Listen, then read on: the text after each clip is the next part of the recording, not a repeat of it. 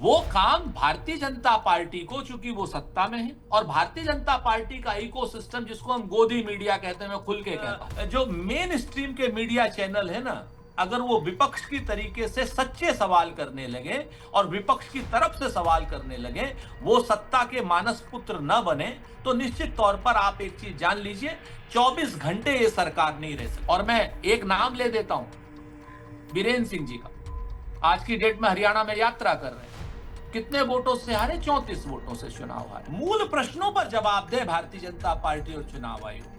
ये कब किया, कैसे किया, कहां किया, संपत सिंह ने ये कहा, शैलजा ने ये कहा, फलाने ने ये कहा, ये मसला है ही नहीं।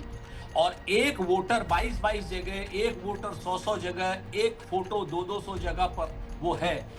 अब बात करते हैं राहुल गांधी की आज हुई प्रेस कॉन्फ्रेंस की, और किस तरह से राहुल गांधी ने एक बार फिर से वोट चोरी को लेकर कुछ नए सबूत पेश किए, एक नई प्रेजेंटेशन वो लेकर आया, और इस बार उन्होंने सारा डेटा दिया हरियाणा से जुड़ा हुआ। हरियाणा को लेकर उन्होंने कहा कि किस तरीके से वहां पर 2 करोड़ लोग वोट देते हैं, जिनमें से 25 लाख वोट फर्जी होने का शक है।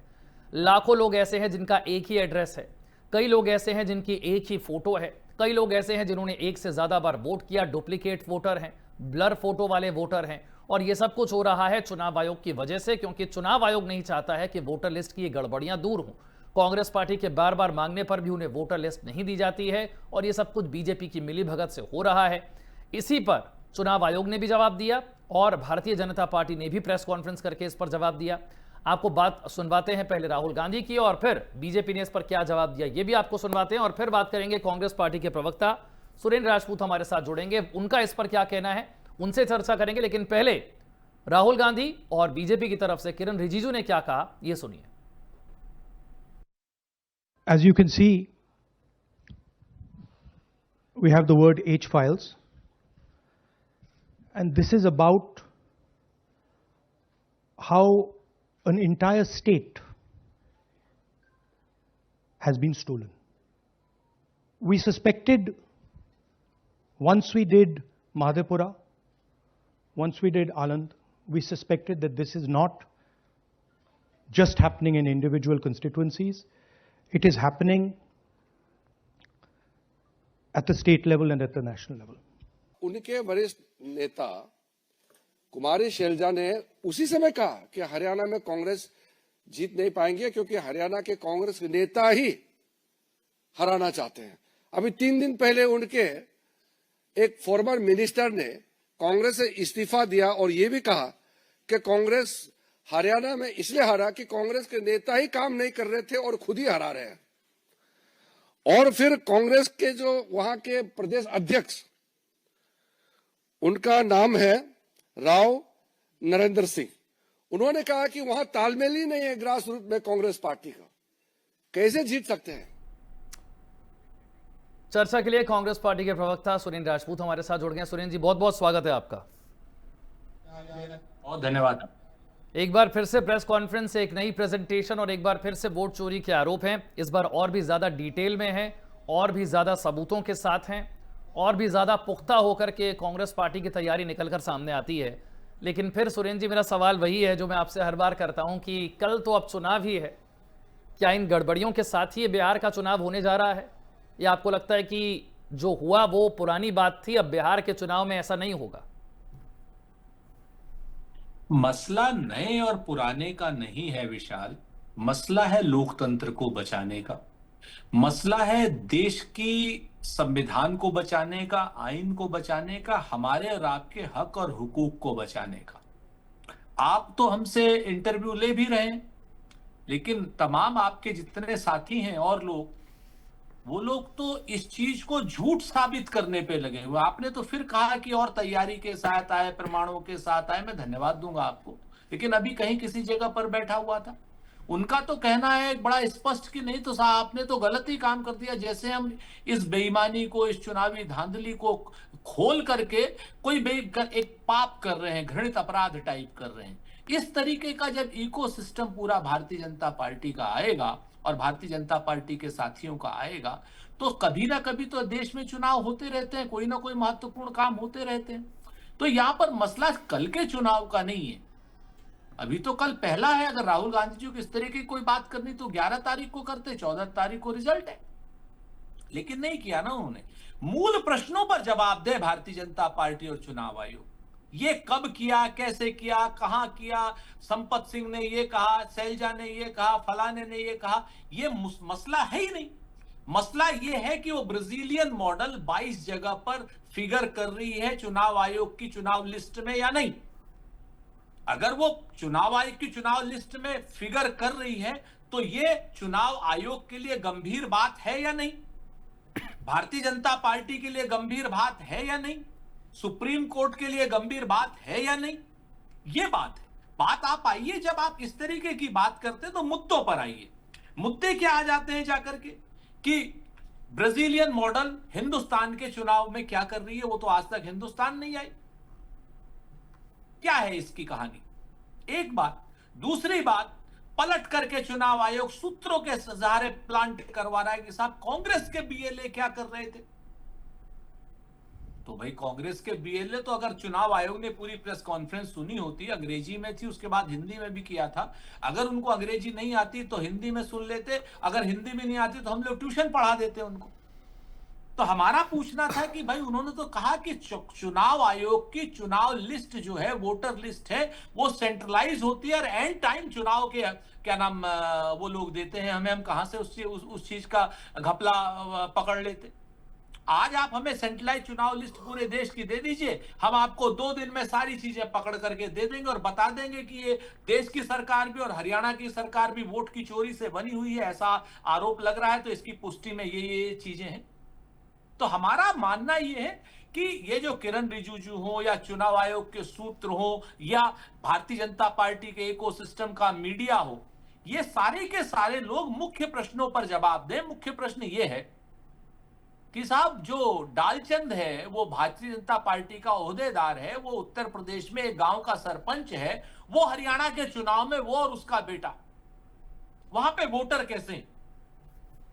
हरियाणा चुनाव का जो, और वो उत्तर प्रदेश में भी वोटर है, उत्तर प्रदेश गांव का सरपंच भी है और हरियाणा के गांव में भी वोटर है।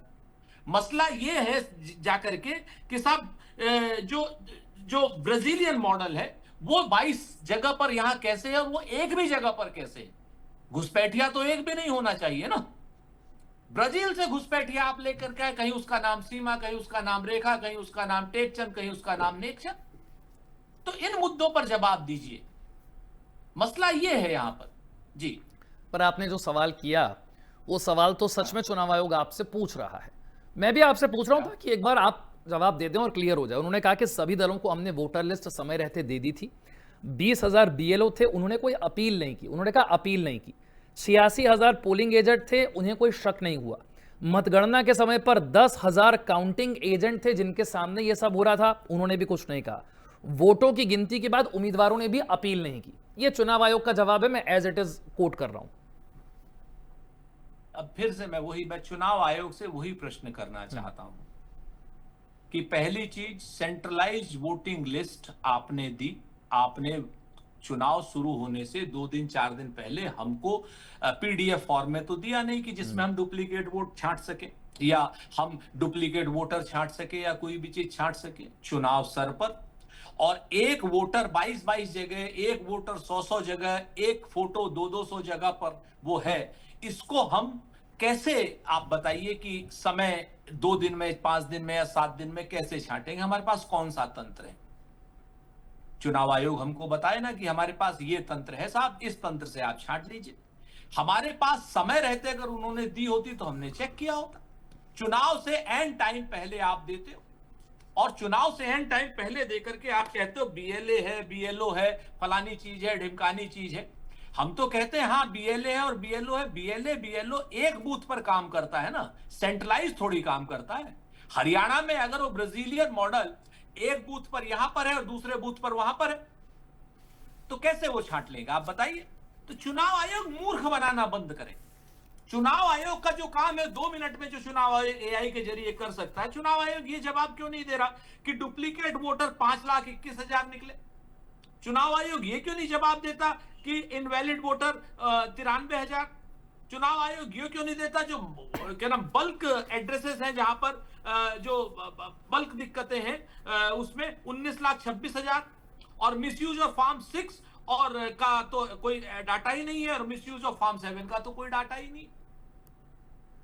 चुनाव आयोग मुद्दे की बात, चुनाव आयोग भारतीय जनता पार्टी का अगर सरपंच 2 जगह पर वोटर है जिसको कि हम स्पष्ट बता रहे हैं, इस पर चुनाव आयोग क्यों नहीं जवाब दे रहा? मान लीजिए हमने उस समय नहीं कहा, चलिए अब आज बताएगा चुनाव आयोग कि दो जगह पे क्यों वोटर है। वो तो आज भी है ना, हम तो आप ही के चुनाव आयोग की लिस्ट से ही आपको चीजें दे रहे हैं ना। वो ये कह रहे हैं, तो हमको दे रहा है सुरेंद्र जी, वो ये कह रहे हैं कि मैंने कई जगह पर बीजेपी के नेताओं को सुना, वो एक एग्जाम्पल दे रहे हैं। वो ये कह रहे हैं कि मान लीजिए आप एक परीक्षा में बैठे, आप परीक्षा में फेल हो गए, आप कह रहे हैं कि मेरे रिजल्ट के साथ छेड़खानी और गलती हुई है, तो आपको स्क्रूटनी का फॉर्म भरकर देना पड़ेगा। परीक्षा लेने वाला थोड़ी ना कहेगा कि आपके साथ कुछ गलत हुआ है, आइए मैं फॉर्म भर कर देता हूं। वो ये कह रहे हैं कि अगर कांग्रेस पार्टी को लगता है कि कुछ गलत हुआ है तो वो एक हलफनामा लिख कर दें कि साहब ये डेटा हमने यहां से लिया, ये आपका ही डेटा है, अब आप इसे चेक करके बताइए। वो ये कह रहे हैं कि आप कुछ करने को तैयार नहीं है। कांग्रेस पार्टी एक पक्षकार बनकर ना अदालत जाना चाहती है, ना चुनाव आयोग में हलफनामा देना चाहती है, तो ये केस आगे कैसे बढ़ेगा? आप हर बार प्रेस कॉन्फ्रेंस करेंगे, उसके बाद ये बात क्या खत्म हो जाएगी? मैं पहले भी आपसे ये पूछता था कि इसे निर्णायक मोड़ तक कैसे पहुंचाएंगे? देखिए विशाल भाई, जिस दिन आप जैसे मित्रों को अकल आ जाएगी और फिजूल की बातें, मैं आपको नहीं कह रहा हूं, मैं पहले बता दूं, मैं तो फिर से आपको धन्यवाद दे रहा हूं कि आप बात करने का मौका दे रहे हैं। जो देश का मीडिया है ना, ये 75% मीडिया भी जिस समय अपनी भूमिका, अपनी जिम्मेवारी निभा लेगा, उस दिन ये सरकार को 1 घंटा चलने में समस्या हो जाएगी। ये इतना ज्यादा गंभीर मुद्दा है, और एक मुद्दा नहीं, कई मुद्दे हैं। मैं आपको बता देता हूं, अभी हम सिर्फ चुनाव पर रहते हैं।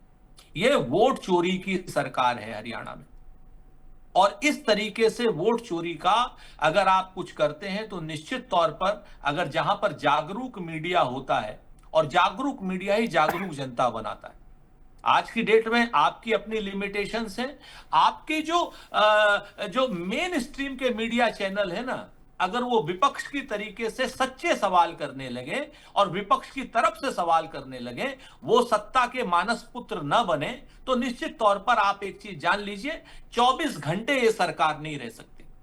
24 घंटे, मैं जिम्मेवारी से कहता हूं। और ये जो बातें करते हैं ना, वो जो फिजूल की बातें करते हैं कि एग्जाम है, स्कूटनी का फॉर्म भर के, एग्जाम के नियम अलग है, स्कूटनी फॉर्म के नियम अलग है, और इलेक्शन कमीशन के नियम अलग है। अगर इलेक्शन कमीशन के नियम आपको मैं बता देता हूं 1-2, हमने हाई कोर्ट में डाला है, था चंडीगढ़ हाई कोर्ट में, और आपको याद है चंडीगढ़ हाई कोर्ट में क्या हुआ? चंडीगढ़ हाई कोर्ट में इन्होंने दिल्ली में चुनाव का नियम बदल दिया कि साहब हम 45 दिन से ऊपर का वीडियो आपको नहीं दे सकते। जब हाई कोर्ट ने आप कहा इनसे कि इनको वीडियो दो, तो उन्होंने कहा हम नहीं देंगे। उन्होंने कहा बिल्कुल आपको देना पड़ेगा, ये तर्क संगत है, कानून संगत है। तो भारतीय जनता पार्टी की केंद्र की सरकार ने चुनाव आयोग का वो नियम बदल दिया। आप बताइए कि ये मिली भगत है या नहीं है? आप बताइए कि अगर भारतीय जनता पार्टी का सरपंच ही 2 स्टेट में जो है वोटर है, तो ये गलत है या नहीं है? आप बताइए मुझे, चंडीगढ़ के मेयर के इलेक्शन में जो कुछ हुआ वो तो सब कैमरे के सामने पकड़ा गया, नहीं तो सुप्रीम कोर्ट, उसके बाद उस मसीह का कुछ हुआ क्या? उस मसीह को अगर और कोई होती, और कोई सरकार होती, तो उस मसीह को टांग देती। मैं आपको बताऊं, आज भी वो मसीह अपनी जगह पर बना हुआ है। हरियाणा में एक सरपंच के चुनाव में आज 4 साल बाद फैसला आया है, और वो जो हारा हुआ सरपंच था, आप लोग जिस तरीके से सवाल उठा रहे हैं, उससे भी यही सवाल किए जा रहे थे, आज की डेट में वो जीत गया। तो मैं आपसे एक चीज कह रहा हूं, justice delayed is justice denied. जो काम आज राहुल गांधी जी ने किया है, वो काम भारतीय जनता पार्टी को, चूंकि वो सत्ता में है, और भारतीय जनता पार्टी का इकोसिस्टम, जिसको हम गोदी मीडिया कहते हैं, मैं खुल के कहता हूं, उसको जो है तुरंत करना चाहिए था। उस वक्त सारे हमारे प्रत्याशी, या जितने हारे प्रत्याशी थे, सबने शिकायतें की। और मैं एक नाम ले देता हूं, बीरेंद्र सिंह जी का, आज की डेट में हरियाणा में यात्रा कर रहे हैं। कितने वोटों से हारे? 34 वोटों से चुनाव हारे। उनकी भी अभी सुनवाई नहीं हो पा रही है, क्योंकि केस जो है वो कोर्ट में जाने नहीं दे रहे हैं ये लोग। मैं आपको बताता हूं, महाराष्ट्र में 99 हमारी अपील है विशाल भाई, 99, और एक भारतीय जनता पार्टी की अपील पर फैसला करके भारतीय जनता पार्टी वाले कहते हैं कि नहीं साहब ये तो अपील डिस्पर्स हो गई। नहीं, 99 अपील कांग्रेस पार्टी की और सहयोगी दलों की पेंडिंग पड़ी है, जिसपे हाईकोर्ट सुनवाई नहीं कर रहा है। तो ये जो चीज है ना, जिस तरीके से एक संगठित अपराध के रूप में काम किया जा रहा है, इसमें कहीं ना कहीं देश का भी बुरा हो रहा है, देश के संविधान का भी बुरा हो रहा है, और देश की जनता का भी बुरा हो रहा है। सुरेंद्र जी, इसमें एक कमाल की बात यह है कि अब जो शिफ्ट देख रहा हूं मैं चुनाव आयोग के जवाबों में, वो ये जरूर कह रहे हैं कि कांग्रेस पार्टी ने शिकायत उस वक्त नहीं की, लेकिन वो ये नहीं कह रहे कि दिया गया डेटा झूठा है। कमाल की बात ये है, वो ये नहीं कह रहे कि डेटा झूठा है, वो एक बार भी ये नहीं कह पा रहे। जी विशाल भाई, अभी उन्होंने इतना माना है, अभी वो आगे भी मानेंगे। मैं आपको फिर जिम्मेवारी से कहता हूं कि मैं इन लोगों को चेतावनी दे रहा हूं कि संविधान से डरें, संविधान से डरें, वरना जनता इनको सबक सिखाएगी। मैं फिर से कहता हूं कि मैं बांग्लादेश का चुनाव आयुक्त का कोई वो देकर के किसी आदमी को कुछ वो नहीं कहना चाहता हूं कि हमारे देश में कोई अराजकता होगी, नहीं, लेकिन जिस तरीके से बांग्लादेश के चुनाव आयुक्त ने शेख हसीना का साथ दिया था ना, उसका हश्र क्या हुआ है वो जरूर देखना चाहिए। आप इस चीज को देख लीजिए, मैं आपको बताता हूं। ये जो चुनाव आयोग अभी इतना माना है, चुनाव आयोग आगे भी मानेगा। मैं तो कहता हूं कि चुनाव आयोग पार्टी क्यों बन रहा है? मान लीजिए गलती हो गई चुनाव आयोग से, मान लीजिए गलती हो गई, चुनाव आयोग कहे कि नहीं साहब हमसे गलती हो गई, ये सब चीजें हम ठीक करेंगे, दिस वॉज अ फॉल्ट, और हम आगे के लिए इसको ठीक करेंगे। हम सारे दलों को बुलाते हैं और कहते हैं कि ये कैसे होगा, हम मान लेंगे। लेकिन आज की डेट में हरियाणा की सरकार हो, आज की डेट में महाराष्ट्र की सरकार हो, और मैं तो कहता हूं अगर केंद्र की सरकार का भी डेटा खुलेगा तो उसको भी आप देखेंगे कि कहीं ना कहीं अवैधानिक रूप से तो ना कहीं हो जाए वो। ये चुनाव आयोग जो भारतीय जनता पार्टी को स्पष्ट फायदा देने की बात कर रहा है, उस चुनाव आयोग के खिलाफ बात होनी चाहिए या नहीं होनी चाहिए, कार्रवाई होनी चाहिए या नहीं होनी चाहिए, या सुप्रीम कोर्ट को स्वतः संज्ञान लेना चाहिए या नहीं लेना चाहिए। इवन मैं तो आपको कहता हूं अगर भारतीय जनता पार्टी संगठन अलग है, सरकार अलग है, लोकतंत्र को अगर बचाना है तो भारतीय जनता पार्टी की सरकार संविधान की शपथ लेकर के बनी, उसको तो जांच बैठा करके इसके ऊपर कार्रवाई करनी चाहिए। लेकिन लोकतंत्र ये लोकलाज से नहीं चला रहे, तकनीकी बातों से चला रहे, तकनीकी सवाल जवाब हमसे करते हैं। हम तो कहते हैं राहुल गांधी ने गलत अगर किया है तो राहुल गांधी जी के ऊपर एफआईआर कर दीजिए, क्यों नहीं करते? वो ज्ञानेश गुप्ता कह तो रहा था कि 7 दिन के अंदर राहुल गांधी माफी मांगे, नहीं तो राहुल गांधी ने ना हलफनामा दिया ना माफी मांगी, नहीं तो क्या हुआ ज्ञानेश गुप्ता? बताओ आपने क्या कर दिया? क्योंकि आप गलत हैं, आप मूल रूप से। लेकिन अब मेरा प्रश्न यही है कि यहां से आगे क्या सुरेंद्र जी? प्रेजेंटेशंस, प्रेस कॉन्फ्रेंस होती रहेंगी, उसके बाद क्या? आप कह रहे हैं स्वतः संज्ञान। मेरा भी मानना है कि सुप्रीम कोर्ट को स्वतः संज्ञान लेना चाहिए, लेकिन ले तो नहीं रहा। मैं 2 बातें बड़ी साफ कहता हूं। हमारे पास जो चीजें हैं, एक जिम्मेवार नागरिक होने के नाते, एलओपी होने के नाते, एक राष्ट्रभक्त नागरिक होने के नाते, एक संविधान का रक्षक होने के नाते, हमने वो सारी जिम्मेवारियां जनता के सामने सवाल रख करके, चुनाव आयोग के सामने सवाल रख करके, आप मीडिया बंधुओं के सामने सवाल रख करके, सुप्रीम कोर्ट के आगे सवाल रख करके, प्रमाण के साथ आपके सामने रख दी। अब तो कहते हैं कि अब तुम्हारे हवाले वतन साथियों। हमने अपना काम पूरा कर दिया है, अब देश के युवा को देखना है, देश के मीडिया को देखना है। और मैं आपको बताऊं, जो इस समय तटस्थ या सत्तापरक रहेगा, ऐसे समय में जब संविधान की लूट हो रही है, जो ऐसे में तटस्थ रहेगा या सत्तापरक रहेगा या फिर सत्ता का मानस पुत्र होकर के रहेगा, समय उसको भी जवाब देगा और कठोर जवाब देगा। वो इतिहास की गर्त में कहां होगा उसका पता नहीं होगा। ये मैं आपको साफ कहता हूं, क्योंकि इतिहास ने पहले भी बहुत सी चीजें, इतिहास ने तमाम शासन इस तरीके से देखें जहां जनता के हक का, जनता के हुकूक का, पूरी दुनिया में मैं आपको बताता हूं, सीरिया का आप उदाहरण ले लीजिए।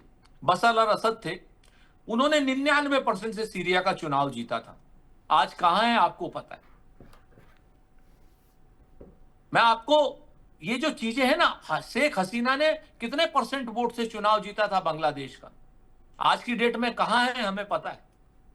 जिस तरीके से जयवर्धन, क्या नाम ये अपना नीचे, वो क्या नाम था उनका, श्रीलंका के राष्ट्रपति, वो कहां है आपके सामने जो परिस्थितियां। आप हिंदुस्तान के संविधान को कमजोर मत बनाइए। हिंदुस्तान का संविधान ही है जो नल को, नील को, कोल को, भील को, पिछड़े को, दलित को, आदिवासी को, महिला को, नौजवान को, किसान को एक हक देता है वोट का, और उसे लगता है कि इस हक से मैं अपनी सरकार चुनता हूं, और वो 5 साल चुप रहता है। लेकिन अगर आप उसके इस हक पर डाका डालेंगे तो यकीन मानिए वो अपने इस हक को बचाने के लिए कुछ भी करेगा। ठीक, और अब बड़े एक्शन की जरूरत है, लेकिन देखना यह है कि जब इतनी सारी गड़बड़ियां इतनी खुलकर सामने रखी गई हैं, इसके बाद क्या सुप्रीम कोर्ट स्वतः संज्ञान लेगा, क्या चुनाव आयोग की अंतरात्मा जागेगी, क्या इन गड़बड़ियों को सुधारने के लिए कोई कदम उठाए जाएंगे, या फिर एक और प्रेजेंटेशन का इंतजार किया जाएगा। बहुत बहुत शुक्रिया सुनील राजपूत साहब हमारे साथ जुड़ने के लिए और इस तमाम बातचीत के लिए।